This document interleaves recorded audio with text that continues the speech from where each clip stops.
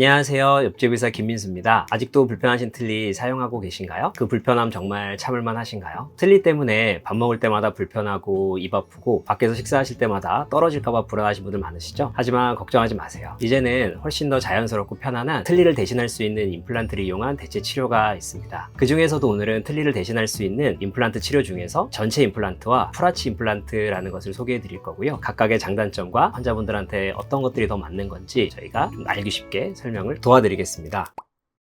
원장님, 요즘은 틀니 대신 임플란트를 치과 의사분들이 많이 추천하신다는데 이게 왜 어떤 이유 때문인가요? 우선 틀니는 잇몸이라고 하는 말랑한 살 위에 올리는 구강 내 장치이기 때문에 단단한 걸 씹을 수가 없어요. 그래서 보통 자연치아 대비 한 30-40% 정도의 힘을 낼 수 있다고 보고요. 반면에 임플란트 같은 경우에는 단단한 뼈에다가 나사를 고정시키는 방식이기 때문에 틀니보다 훨씬 단단한 음식을 씹을 수 있고 자연치아 대비 90% 이상의 힘을 낼 수 있는 치료라고 보시면 될 것 같습니다. 또한 틀니는 시간이 지났을 때 그 잇몸의 형태가 좀 바뀌면 유지력이 많이 떨어지는 단점이 있어서 틀니 자체의 수명도 굉장히 짧은 편이어서 요즘은 틀니를 많이 안 하는 추세입니다. 원장님, 근데 임플란트가 이제 장점이 많은데 그래도 아직도 틀니를 쓰고 계신 분들도 많고 치료를 해주시는 분들도 많잖아요. 그럼 계속 이게 존재하는 이유가 있는 것 같은데 어떤 이유 때문에? 틀니는 사실 권해드리는 치료는 아니지만 임플란트에 대비해서 좀 합리적인 비용 때문에 선택하시는 경우가 가장 많고요. 그 다음에 이제 전신적인 이유 때문에 임플란트 수술을 할 수 없는 분들 혹은 너무 고령이셔서 수술 자체가 좀 부담스러워 하시는 분들이 있기 때문에 그런 분들은 틀니를 선택하시는 경우가 있습니다. 하지만 틀니는 단점이 많기 때문에 가급적이면 어떻게든 임플란트를 이용해서 치료를 하려고 하고 있고요. 그래서 틀니는 꼭 필요하신 분들에게만 권해드리고 있어요. 전체 임플란트와 풀아치 임플란트는 각각의 장단점이 있어서 상황에 맞게 선택하는 것이 중요합니다. 원장님, 그럼 이제 틀니 말고 임플란트를 추천하셨는데 틀니 하시는 분들은 사실 치아가 많이 없는 상태이잖아요. 그럼 임플란트도 여러 개를 심어야 될 텐데 이 여러 개 심는 치료 중에 또 종류가 있다고 들었거든요. 임플란트를 여러 개 심는 전체 임플란트 치료에 대해서 설명을 좀 드릴게요. 임플란트를 여러 개 하는 치료에는 전체 임플란트와 풀아치 임플란트라는 게 있어요. 그래서 전체 임플란트 같은 경우에는 6개 이상의 임플란트를 식립해서 가장 자연치아 유사한 구조와 형태를 복구시키는 치료 방법으로서 각각의 개별적으로 치아가 완성되기 때문에 이제 유지 보수의 면에서도 각각의 치료를 따로 또 할 수가 있고 또 강한 힘을 낼 수가 있기 때문에 어떻게 보면 가장 자연치아에 가까운 치료여서 가장 좋은 치료라고 볼 수가 있습니다. 전체 임플란트의 단점은 임플란트 개수가 많이 필요하기 때문에 비용적인 부담이 좀 부담이 될 수가 있고요. 수술의 개수가 많기 때문에 수술에 대한 좀 부담이 있을 수가 있습니다. 또 뼈의 상태가 많이 안 좋은 경우에는 전체 임플란트가 불가능한 경우도 있습니다. 원장님, 근데 요즘 임플란트 전에 뼈 이식도 많이 하시잖아요. 뼈 이식하고 전체 임플란트는 못 하는 건가요? 뼈 이식을 하고 전체 임플란트를 할 수 있는 경우가 훨씬 많습니다.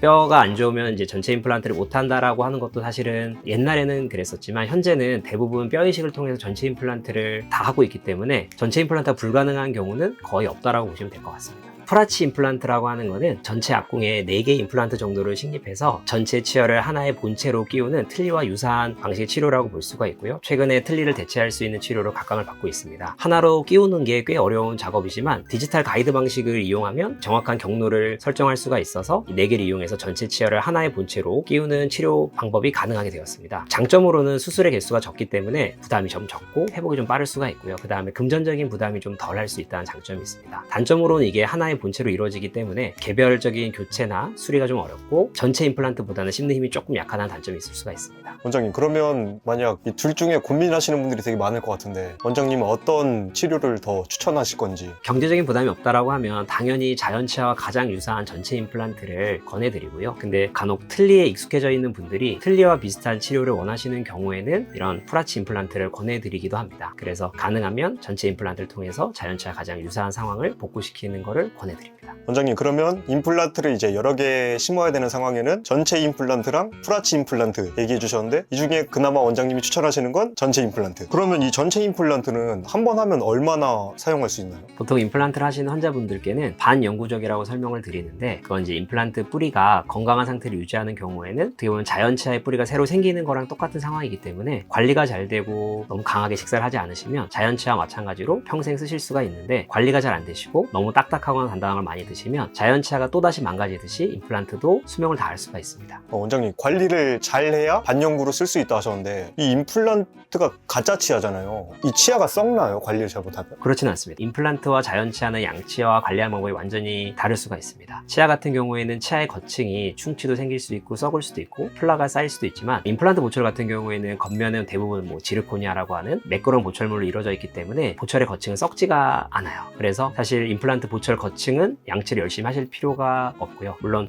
양치를 아예 할 필요가 없다는 게 아니라, 임플란트에서 중요한 부분은 임플란트 뿌리와 보철이 연결되는, 그 다음에 보철과 보철 사이의 그 틈을 열심히 닦아주셔야, 그 잇몸이 건강하셔야 이제 임플란트를 오래 쓰실 수가 있고요. 자연치아는 아무래도 겉부터 뿌리까지 다 열심히 닦아주셔야 되지만, 임플란트 같은 경우에는 이와 이 사이나 잇몸 주변을 열심히 닦아주셔야 됩니다. 원장님이 그럼 전체 임플란트를 하게 되면 어떤 이 치료 과정을 겪게 되는지 궁금합니다. 전체 임플란트의 치료 과정에 대해서 설명을 드리면, 우선 첫날은 임플란트 뿌리를 이제 식립을 하게 되는데요. 인공치근이라고 부르는 픽스처를 잇몸뼈 안에 식립을 하게 되고, 이때 고리식이 필요한 경우에는 고리식을 진행하게 되고요. 그 다음에 3개월이라는 시간 동안 잇몸 안에서 이 임플란트를 붙이게 되는데, 그 기간 동안에는 이가 없이 지내시는 게 아니라 임시틀니나 임시보철 등을 이용해서 임플란트 완성되기 전까지는 일상생활을 하실 수 있도록 도와드리고, 보통 한 2, 3개월 정도 있다가 임플란트가 이제 굳어졌다고 판단이 들면 이제 잇몸 밖으로 연결을 해서 보철물이 올라가는 작업이 한 2, 3회에 거쳐서 진행이 되게 됩니다. 그러면 최종 치아가 완성되게 됩니다.